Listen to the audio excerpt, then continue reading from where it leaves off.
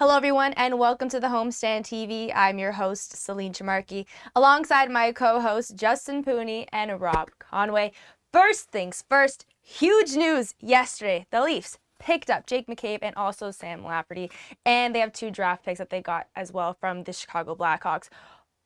I love it. I'm obsessed with this. We needed the physicality, and we finally got the physicality. We needed D. That's what we've been saying, and we finally got it. Guys, what are your thoughts on this? Well, I think Kyle Dubas is now finally, after so long of people clamoring for him to make a big move and put all his chips in the middle, he knows he doesn't have a contract coming up, and he's kind of put all of his stuff in the middle, and he's gone for it. And it's crazy for people to think that I'm actually going to give Kyle Dubas his credit because you have to give him that. He made moves. He saw what Boston did, saw what Tampa did. You got Ryan O'Reilly, now, of course, getting Jake McCabe, and now Sam Lafferty. They're now in a prime position to not only get past the first round, but potentially make a Stanley Cup run. It's going to be a tough run. We talked about it before, the teams that they're going to have to run into. But yeah, this is a big addition for the Leafs. And the reason for that is because it adds a little bit of sandpaper, a little bit of stay-at-home defenseman style that they need. And especially with Jake Muzzin out, that is the type of style he plays. But, is it busting the doors down with a big name like Patrick Kane or Erik Karlsson? No, but that's not what the Leafs need. They need complementary pieces that we've seen other teams add at the deadline over the last few years, and it work out for them. We'll see if it does for Kyle Dubas. You're right, though. With no contract, you might as well go for it. It doesn't matter if you trade a pick in 2026. You're not going to be here unless you win this year. That's a mess for another person. Exactly. I think the other thing is, like you mentioned, there's complementary pieces. And sometimes when you look at contending teams, they don't need to make splashy. I guess the Ryan O'Reilly move was a splashy move, but they filled their holes on their roster that they needed. They filled in, in a center depth. They filled, their bottom 6. And they also filled their back end. Now, the biggest question now is goaltending. That, to me, is the biggest question going forward. Can Ilya Samsonov hold up in the playoffs? Yeah. Ilya Samsonov has been playing really good hockey as of late. And I mean, if Matt Murray is still going to be injured, they're going to have to rely on Samsonov. And I don't see Dubas doing anything else. Because I was also reading up that he might go for a goalie. But I don't think that's in the cards. I think they're just going to rely heavily on Samsonov for this one. Dubas did say they're not done yet making moves, so we'll see what else is out there. There's still some decent names. I guess Patrick Kane's name is pretty much off the board now. He's going to go to the Rangers. Yeah. There's still other guys out there. Does Erik Karlsson get moved? Luke Shen. You mentioned goalies. Are there a particular goalie out there that could get moved? We don't know. But Kyle Dubas has basically said this last couple of weeks that, hey, we're going for it. We believe in this core. We want to make sure that we can make it out of the first round. And I'm interested to see now, does Tampa respond? Does Boston respond? What happens with Carolina? What happens with the Islanders? Is there any other moves that happen in the Eastern Conference?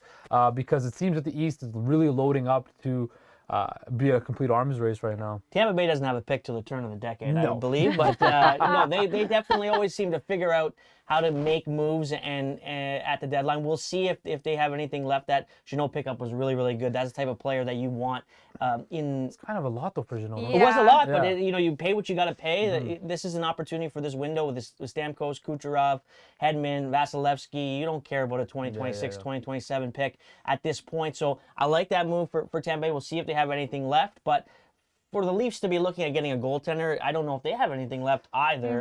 They have been able to make these deals without moving Robertson or Nyes, but we will see if. I think that's because they don't want to move them. So I don't think that's something we're going to see. And I think that's something else to say. They haven't moved a significant roster piece or a significant prospect yet. So that's a win by Kyle Dubas right there. Now, the pressure's on the players to get it done. Yeah. You also have Chicago retaining 50% of which was salary. Huge. Which was huge. Yeah, right? so that was a big part of that as well. And the physicality, I just want to mention now, Ashton Reese and Lafferty and Achari, both of them, all 3 of them, have a combined total of 407 hits. So that is something that this team needs, because the last time we've had like a physical guy on the team was Kadri.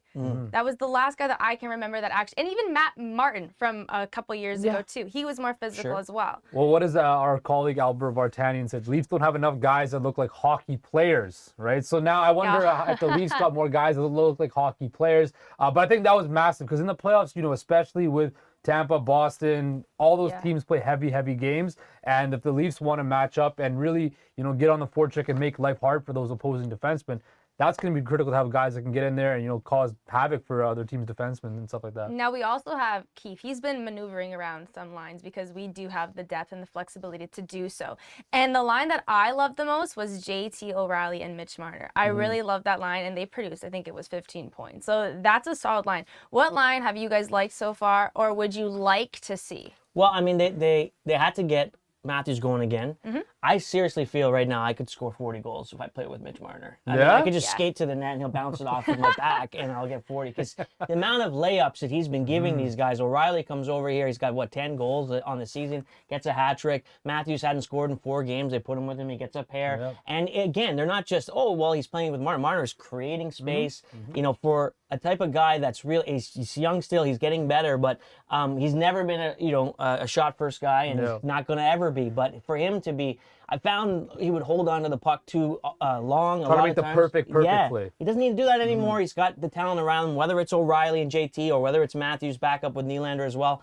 I mean, what line do I want to see? Any mixture of that. I think you use your player when it's someone like Marner, you use him where you need him. Yeah. And if it's to get Matthews going, it's get Matthews going. If it's the third period in game 4 and you need a goal, you put them together. But you want to make your lineup as long as you can. And I think putting Marner and Matthews on 2 separate lines allows you to do that. Yeah, you want to have a balanced attack. I know all the fans love the Ontario line with JT, Marner, and O'Reilly. Yeah. I'm a little bit worried about foot speed on that line. And that it can be a bit of a concern. But like you said, Rob, like Mitch Marner's playing elite level hockey. He's been their best player this year. Yeah, absolutely. He's been their best player. He's been better than Austin Matthews. He's been better than William Nylander. And I'm intrigued to see how he fills in a role. Do they decide to load it up in the playoffs? But like you said, they have that flexibility now. With these moves they've made, they have depth now where guys can go up and down the lineup and you can try things out. Look, they're secured in a playoff position. So now's the time to see, okay, what combinations work? What combination can I keep in my back pocket? For like you said, if they're down in game 4 and they're down in the series 2-1, who's the media they can put a line together and get instant offense? That is what Sheldon Keefe can now do. Tinker with the lineup and see what will work, find the right chemistry going into the playoffs. That's exactly what Keefe can do now, and it's been a while since he could do something like that and maneuver something like that around. But we still have time until the playoffs come, so he's going to be having fun switching up some lines, and we get to see other duos together. But that is all from us today on the Homestand TV. The Toronto Maple Leafs will be back in action on Wednesday in Edmonton, so make sure you watch that because we're going to be seeing 2 new people on the ice. That's going to be really exciting to see what they can produce. Anyways, that's all from us today. I'm Celine Chamarki alongside Justin Pooney and Rob Conway.